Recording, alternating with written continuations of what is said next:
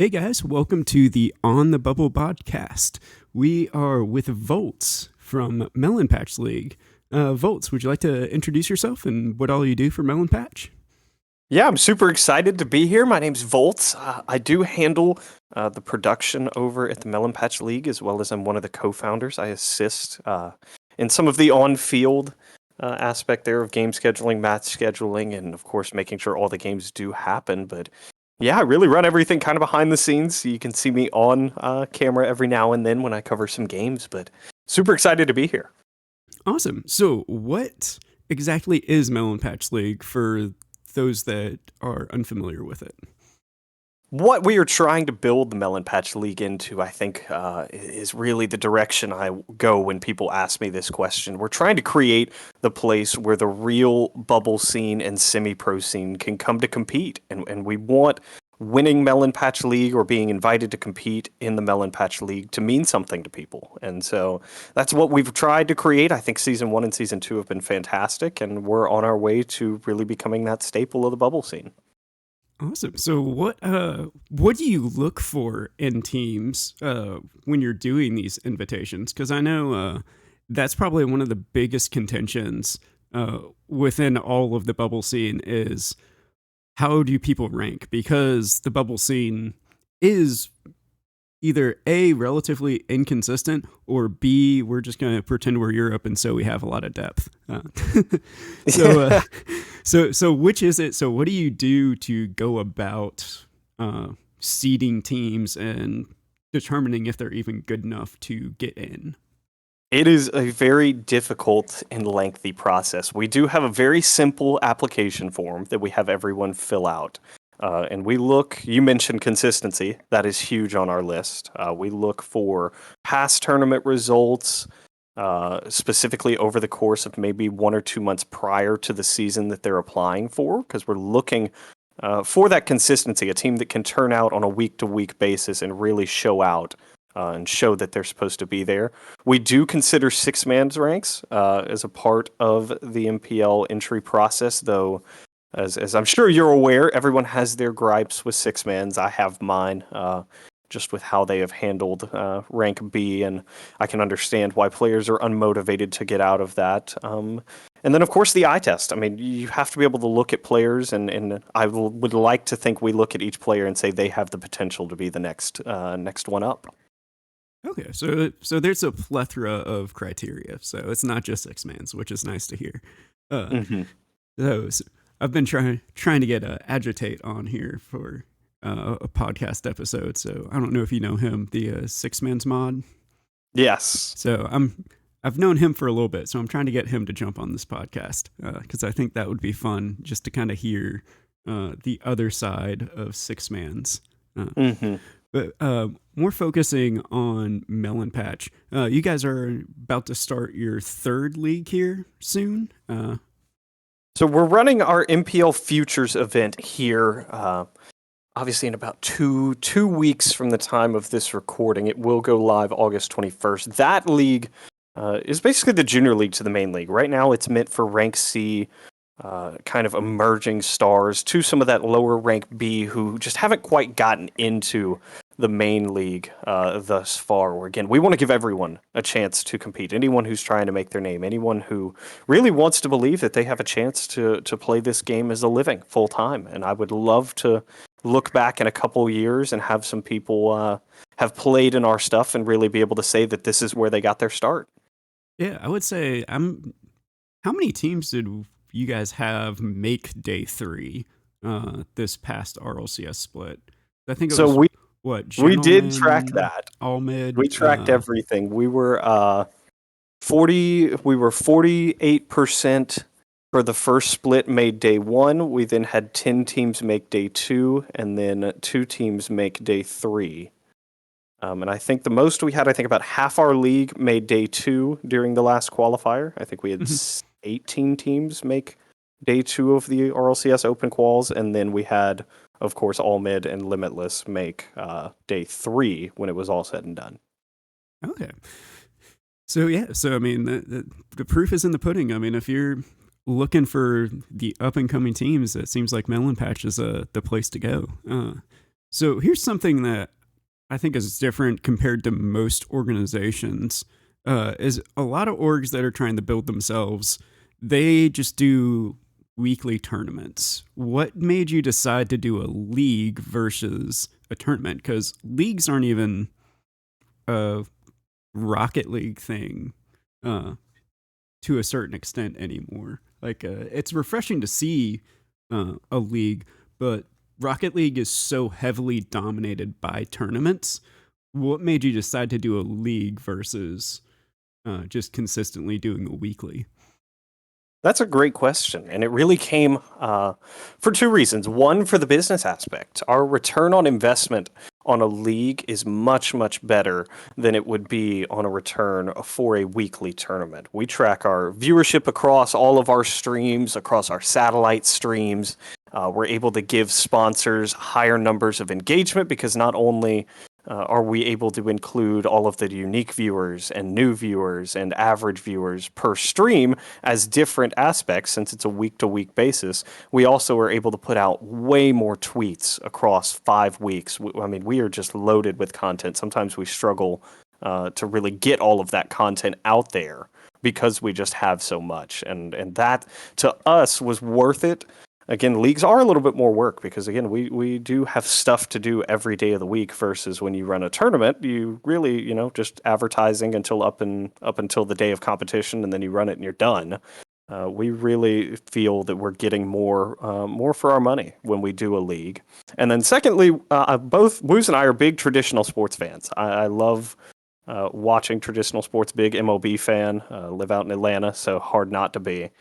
And we wanted to create something that had the storyline behind it a little bit more than weekly tournaments. Because obviously you can build a storyline, but it's pretty simple. So and so won last week. Can anyone beat them this week? And in the MPL, we had all kinds of storylines. We had teams that we had quote unquote rank B teams beating teams with RLCS points. We had teams that were supposed to walk in and win the entire season, go 1-3 and not make the playoffs, and we really just love the story that's behind what we're building. So what you're saying is for season 3, get your interview skills ready because there will be post game interviews. Is that what I'm hearing? The post game interviews are on the table. We have a lot.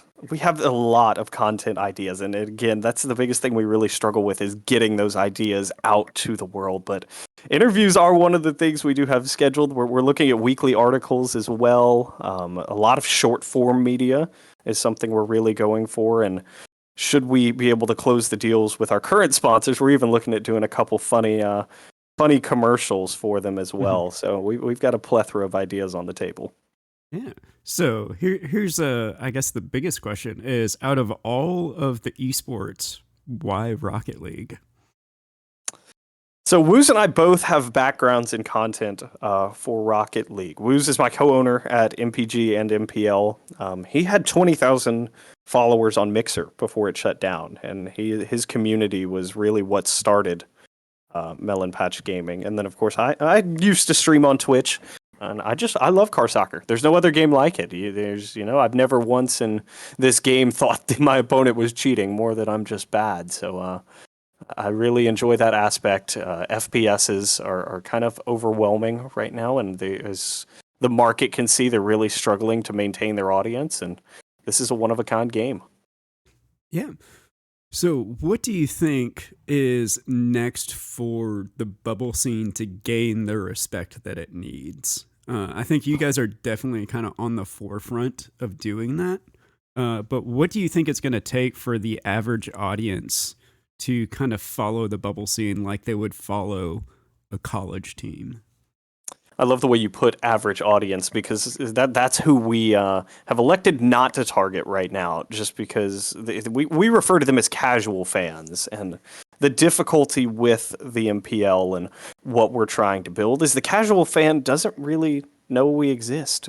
There's only so much marketing we can do, and at the end of the day, it really falls to Psyonix if they want to push the lower tier or not, and how low they want to go into the semi-pro scene of what they want to push. And I don't blame them, because at the end of the day, Psyonix is a business, and if they feel that they're going to lose money by pushing down into the territory that we're doing, I don't blame them for not doing it. But I think the next real step that we need to see as a community is, even if it's not monetary support, Psionics needs to at least endorse and promote one of the mini bubble scene leagues. I would love for it to be ours, but they need to pick one for the community and for the future of this competitive scene to progress. Okay. So what do you think about expanding RLCS back to 32 teams again? I don't know that the depth for 32 teams is there. That's my biggest concern with the current teams that we have, and it's not to knock anyone who's down in that 24 to 32 range. But when you look at Liquipedia or in the official standings, and you see some of these teams that have RLCS points, and there's most of them are one hit wonders. They got Mm-hmm. points in one split and in one open qual. They made it to main event, got points, and then never returned. And I think, while I would love to see the pop off stories, I just don't think the consistency is there to play against the top dogs. So do you think that the reason the consistency isn't there is because they aren't exposed to that high level to play against, and they don't have those scrims uh, to get to that level as quickly as they could? I I think think that's definitely a factor. that's my main argument. So I'm for expanding RLCS specifically for that reason. I think even though it's maybe kind of annoying at the start of doing this, I think having those top 8 teams play that 32 to 16 range on a at least somewhat consistent basis, that's just going to make the entire league better over time. Uh, Imagine if you only were able to play against college teams, and then now all of a sudden, you're having to go up against 2004, Patriots, almost going 17-0, So I mean, it's like that's where I think the lack of consistency happens. Is we've created a bottleneck too high up, and there's Hmm. almost no reason for teams that are, I'd say the kind of cutoff is like top 6. I'd say like 7 and 8. They fall closer to the 9 through 16 range. Uh, and then honestly, from being around and kind of watching matches and stuff, just as a coach, uh, like really the difference between top 48 and top 9 through 16 is really just that ability to play those teams. Because if you take the bottom 40, like 48 through 24, if they can only play each other, they're not going to get exposed to that higher level. So their mistakes aren't going to be shown because they're kind of getting away with them. But that 24 and up, that's why I think there's that difference there. Is it's not necessarily the skill level or the potential. It's that they aren't given that experience to get that growth, to build the depth. I'd like to see 24 teams instead of 16 personally, because I think it gives those 16 through 32, like you're talking about, whose issues something most of the time boil down to consistency. It's not really mechanics when you get to that level. I think it gives at least half of them an attempt to play that 1 through 8 teams in the region, and so it doesn't put the strain of having all 32 and having to deal with the consistency consistently when Mm-hmm. you have all 32. But if you have 24 and you're able to make, top 24, you have to be on some kind of good run. Like Yeah. something has to be clicking. And that's when I really want to see some of these teams play each other. Yeah, definitely it's about consistency. But I think also I think strategy and the adaptations that are made are another thing that change. Because if you look at SSG versus Falcons at the past LAN, the adaptations they made wasn't go for more demos. It was let's start 50ing the ball differently. And you see that's when they make that near reverse sweep, is when they stop taking 50s in the way that O'Kallid wanted to get it straight back to his teammate. And so that's just, I think, the easiest example for just any average viewer listening to. If you go back and watch that series, just watch how those 50s change. Versus if you take the lower teams, it would just be like, all right, we just need to try and demo more, you know? So I think that adaptation is really the difference. And I think the strategies change as you get to that higher level, because I think it's more of a necessity. I definitely agree. I'm a big fan of seeing longer series. I think 5 is, again, very short Mm-hmm. for some of these teams, and it really doesn't offer you the chance to make your adaptation, because sometimes it takes a couple games to really diagnose what needs to be switched on a game to game basis. And if it takes you, 2 games, I mean, at that point you're already down to your last life. Yeah. I think another thing, just kind of talking about the difference between a league and a tournament, uh, most of like the weeklies, like it's best of 3 and then best of 1s. And I think that's like one of the worst ways to judge teams off of. Because you just could have one team that just like completely counters your play style. And then game 2, you figure it out and you guys are going even.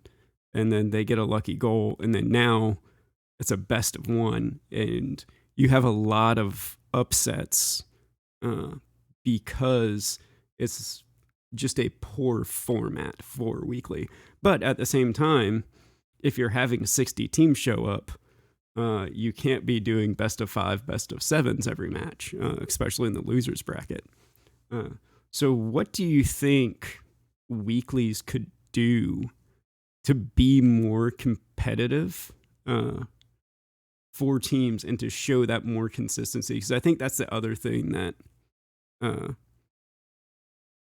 is hurting the bubble scene, is because there's Mhm. only weeklies on a consistent basis that are best of 3s and lowers are best of 1s, that you get a lot of tournaments that poorly seed teams because there's one upset, and so now the next week they're playing against a team that really should be a finals matchup. And then I think that contributes to the inconsistency in the bubble scene. Mhm. So if you were to hypothetically do a weekly, how would you change that? That's a To great question.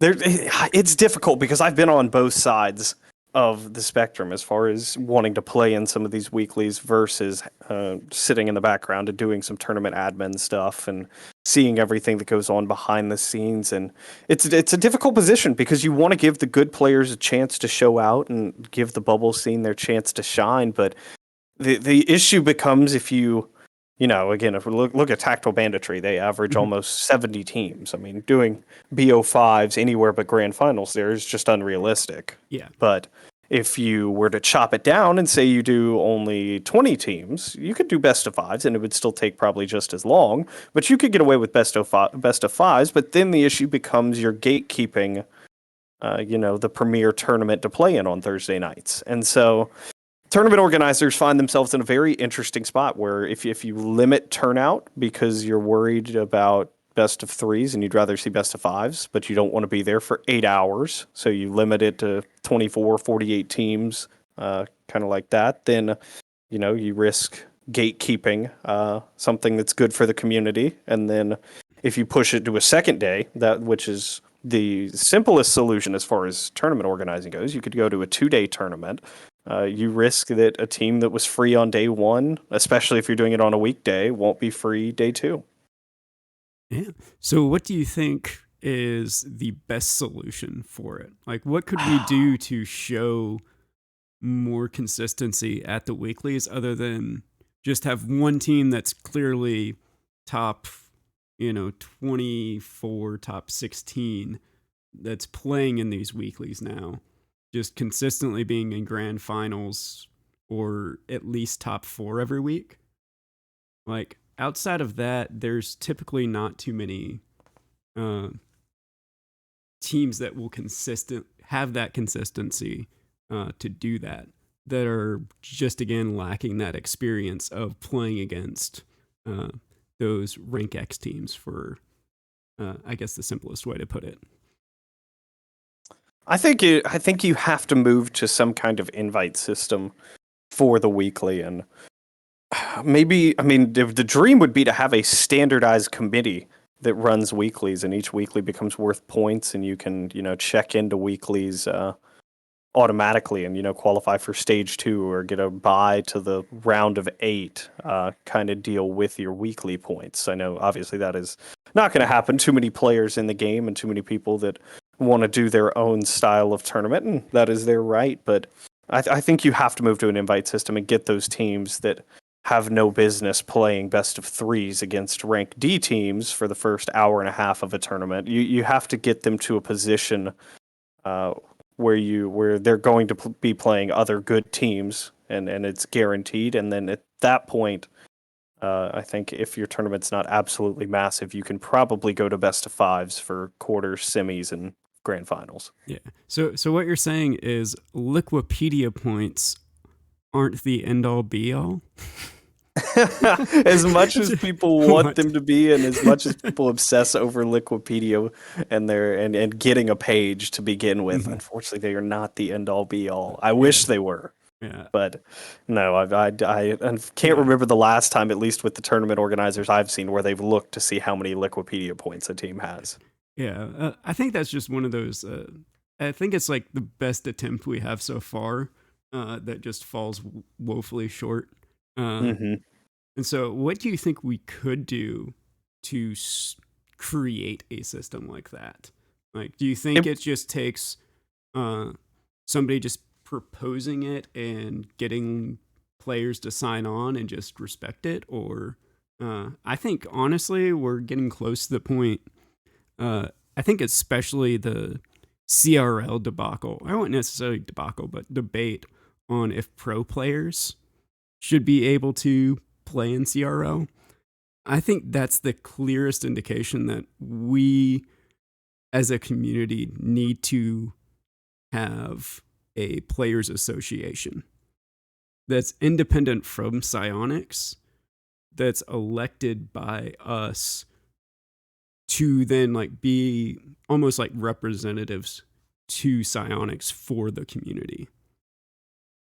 I would definitely be for that. I think, again, if it's independent of psionics, it's going to take most likely a player, a big name player, to create it and run it themselves. And that's the issue with these things, because again, everyone's going to have different ideas. It's impossible to get everyone on the same page, and so whoever runs it has to be open to criticism and Mm-hmm. understand that they're not going to be able to please everyone.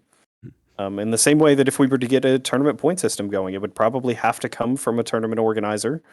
You'd have to get every other tournament organizer on board and understand that some might not like the system that you create, and that you're not going to make everyone happy, and people are going to leave, and they'll be.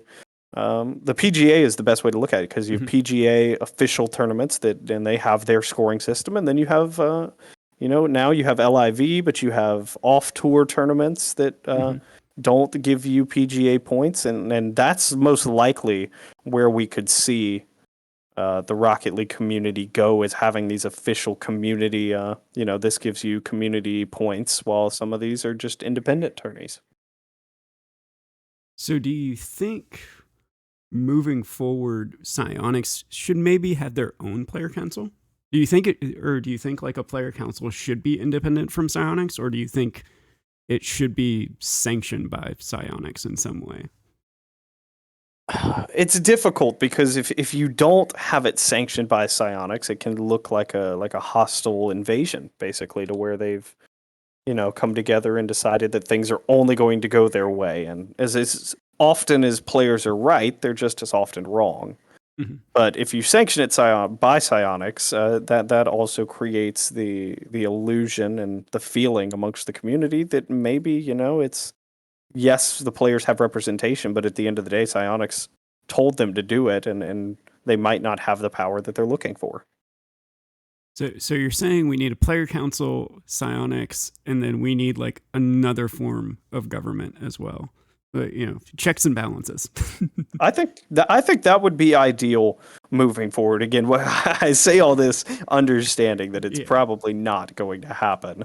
So we can again, dream. We can dream. exactly. And so I think the best thing moving forward is just to respect what teams have done in the past outside Mhm, of uh, your own weekly tournament. If you're running a weekly on Wednesday and a team like Minions right now, who is mhm, formerly under Red Crown, has won tactical banditry, I want to say 3 times in the past 7 weeks. They should probably be seated pretty high in your tournament. And mhm. I think just being self aware and being community aware when you're running events is a huge thing. Yeah.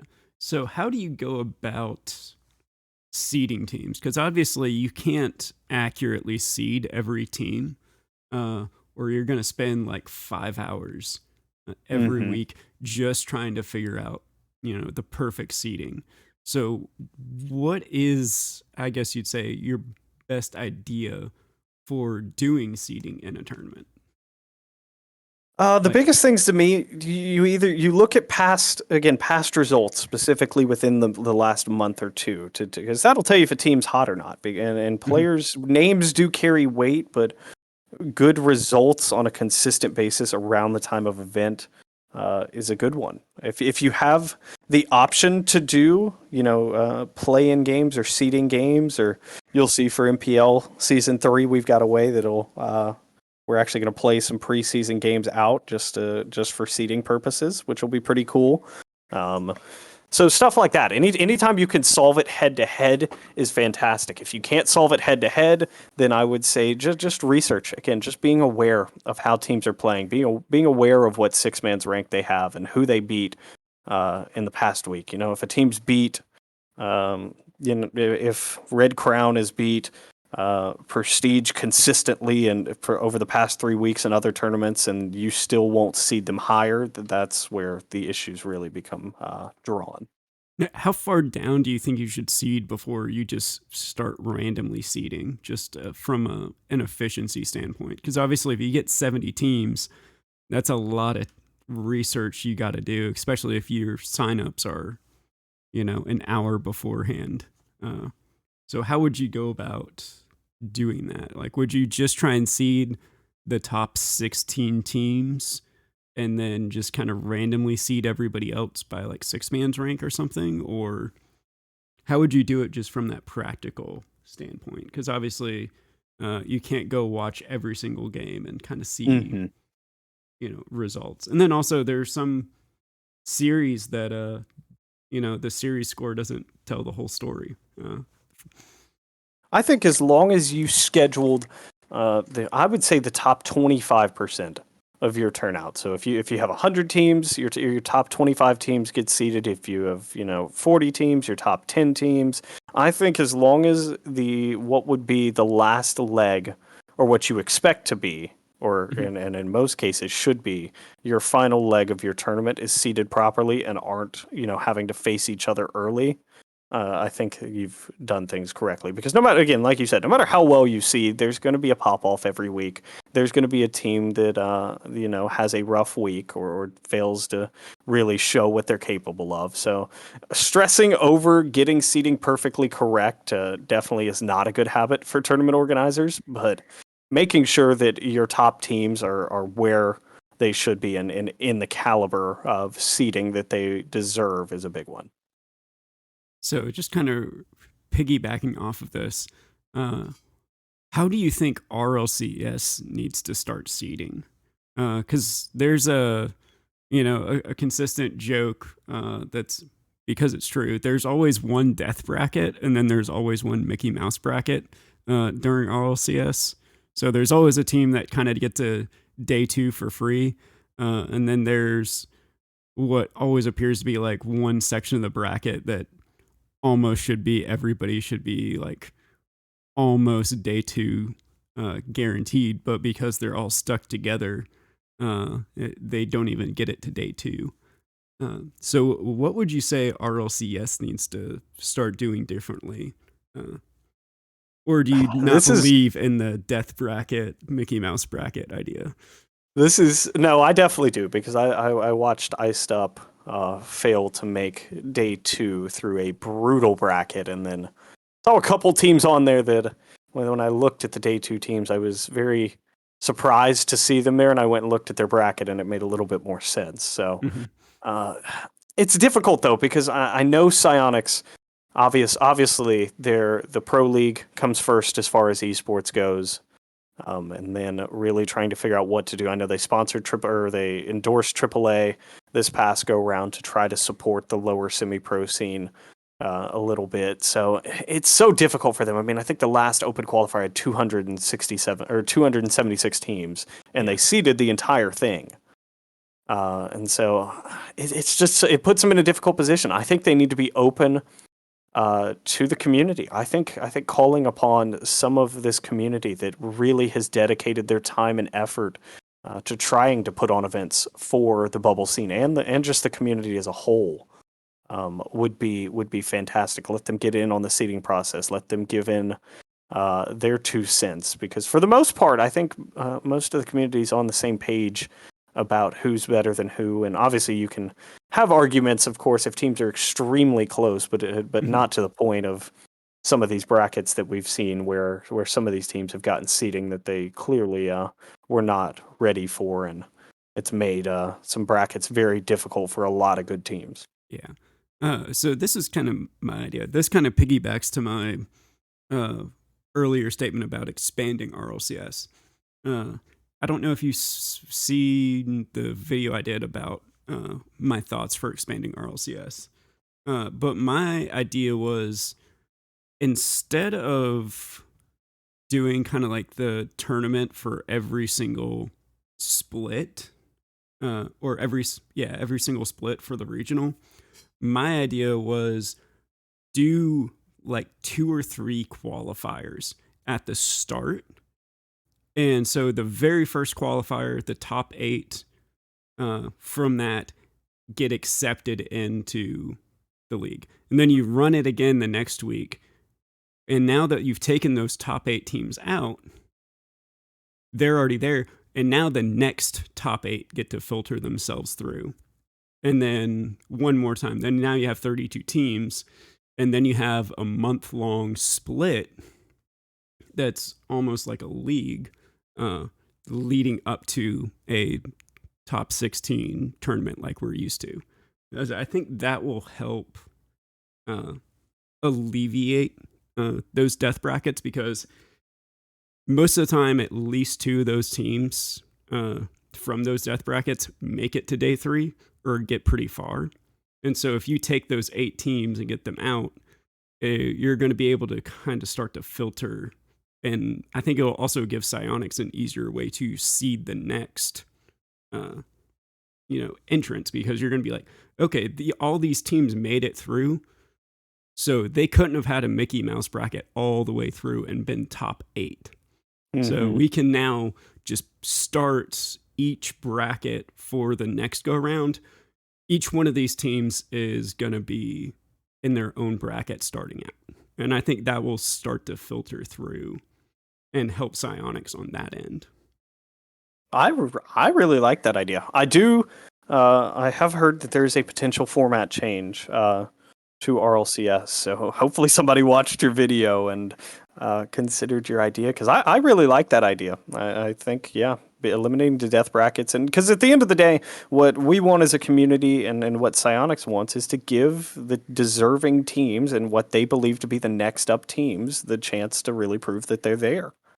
And death brackets don't do anyone any favors. Yeah, and then also it kind of once you get to that day 3, if you somehow get like if you get a lucky bracket day 1, and then you just pop off, or somebody has internet issues on day 2, and so you somehow manage to get to day 3, it's like you, that's when those like blowouts start to happen because you do every now and again get that team that gets lucky all the way to day 3. It's not common, but I think this will help sort that through. I think also the other big advantage to this is if you look at it from an org's perspective, why would you invest any type of money into a team that's not going to get RLCS representation Yeah, guaranteed. it's a very difficult position, and this is something that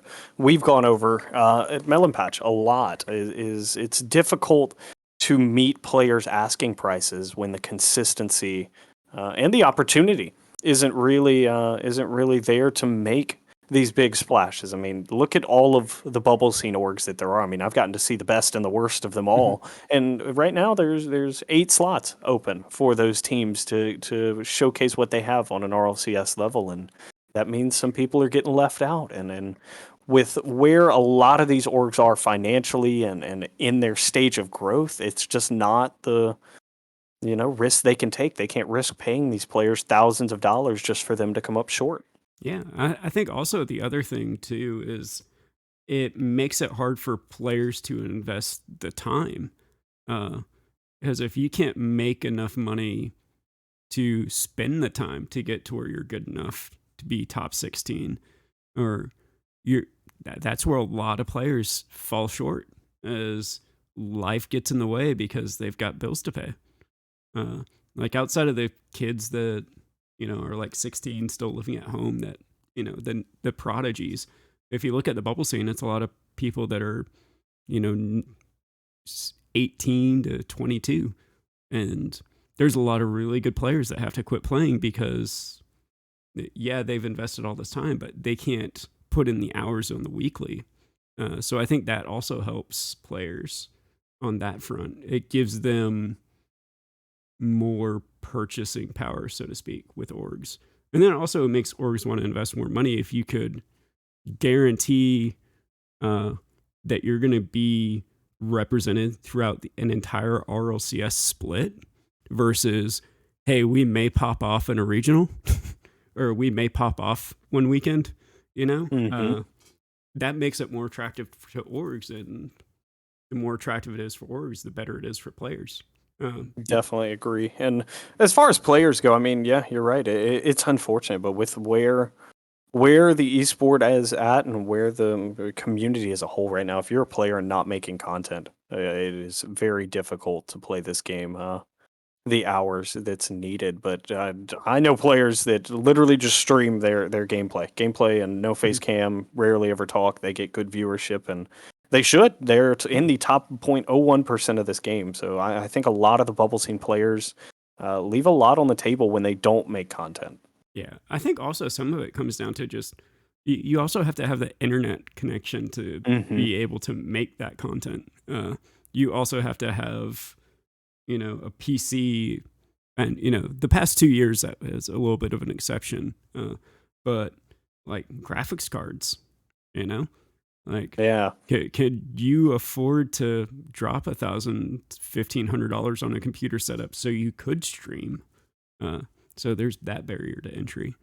Yeah, we had a player. Our solution, Melopatch, I'm probably going to reveal some of our secrets, but our solution to that issue was we had a player who's in that same situation, doesn't have the internet to stream live, but wanted to make content. We had him actually record his gameplay and record everything he was doing, uh, and go back, and instead of trying to play Rocket League and stream, he streamed the gameplay that he had recorded earlier as if it was live and just talked to chat. And so it gave the appearance, Mhm. that he was playing the game and streaming, when in reality he was streaming gameplay he'd already used Mhm. and played and was just talking to everybody. Yeah. So I mean, it's a So you can get creative creative solution. with it. There's Yeah. definitely a barrier, but definitely are able to get creative Yeah. with how you can get around certain issues. Yeah. There's a will, there's a way, but we should try and make that way a little bit easier. I I think. agree. I have bad internet at one of my residences, so I would love some good internet. Yeah. So, what would you think about teams that? So let's hypothetically say Psionics heard my idea and they go, "We're just gonna scrap what we had and we're just gonna steal JC Hammer's idea because it's a good idea." How big do you think that's going to be for bubble players that make it into that split? Because then you could sign a contract just for that split.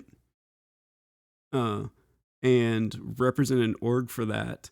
And I think that's also gonna, like I said, that brings the org more attention. And so if you're able to consistently outbid and get a team, even if the players are necessarily changing sometimes, uh, which I think that's also the reason I think we should have a league format, very similar to MPL.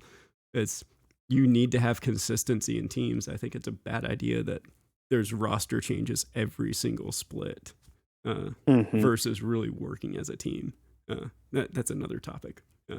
Yeah, I was gonna say we could But have a whole nother podcast about that. But yeah, I agree. I think it'd be great for the players on the short term. I think it'd be good for orgs who haven't been able to find that long term roster, especially again for some of these orgs that really do struggle. It feels like a revolving door of teams, and they don't have their guys just yet. Because I know orgs who have their guys, and they're gonna roll with them through thick and thin, right or wrong, and all the ups and downs. And then I know orgs who are still trying to pick up that next big hit, and they are willing to continue the revolving door until they find one. And I think this would be a lot. I think it'd make it a lot easier for them to find the next players because obviously it'd be a little bit more streamlined, and I think it'd be better for the players that deserve to be picked up and on contract with orgs versus some of the ones who kind of just wiggled their way into it. yeah. So if there's one thing you could change about Rocket League outside of fixing the servers, because we all love that, what would it be? As far as like gameplay or if RLCS could do this differently, what's one change that you would make? That's a good question. I had a good one the other night. I don't know. I'm a big fan. Again, this is a super unique game. There's really no other game like it. The mechanics are so unique, and there's no real RNG. I guess the only thing I would remove that would really fix the game to me is being able to choose where you spawn after you're demoed. That's the one RNG part of Rocket League, and I think this game doesn't need to have any RNG. We've built a game where cheating's not an issue, where nothing's left up to random. I mean, they have their own formula, their own unit of measurement. So I think having something that can be as game changing as an RNG of your spawn should be taken out. Yeah, I think that's a great idea. I'm as a coach, I want a coaching slot. That's kind of my number one thing. Uh, I think it doesn't make sense to not have it. I think it having to have a team stream their Discord, and you have to deal with Discord delay both ways, uh, plus potentially causing your team's internet to lag just so you can see the game and give accurate feedback. I think Mm-hmm. that's something that I think should be a fairly simple fix to just take the spectating slot and just lock it into one team so you can only see their boost or you know uh, Definitely. I think with UE5 as the progression, obviously of the game's engine moves forwards, I think that's one of the first things we'll see added. yeah. So, is there any topics or any questions you have for me? I think that's about it. I mean, I'm always open to feedback on the MPL, so be it from you or anyone that listens to this. We really do try to take everyone's ideas and implement them because at the end of the day, we're a league for the community and for the bubble scene. I don't get anything by being a dictator and having an ego on how we do things. So the more feedback people can give us, the better. Yeah, I think the only thing that I would say to do differently, just from my experience in the Melon Patch League, would be a little more uh, structured on like the rosters. Because I think that's the only thing that was a little contentious for us is we had to use uh, a sub or we had to use one of the games as a tryout for one of the teams just because of Mm, scheduling conflicts. Uh, and so, obviously, I'm not a fan of having roster changes mid-season, but I do think having uh, some. I think that's the only thing that I would change about MPL is having some way to like push a game back a week. Uh, like each team just be like, "Hey, look, something happened, and we need to use this as our bye week."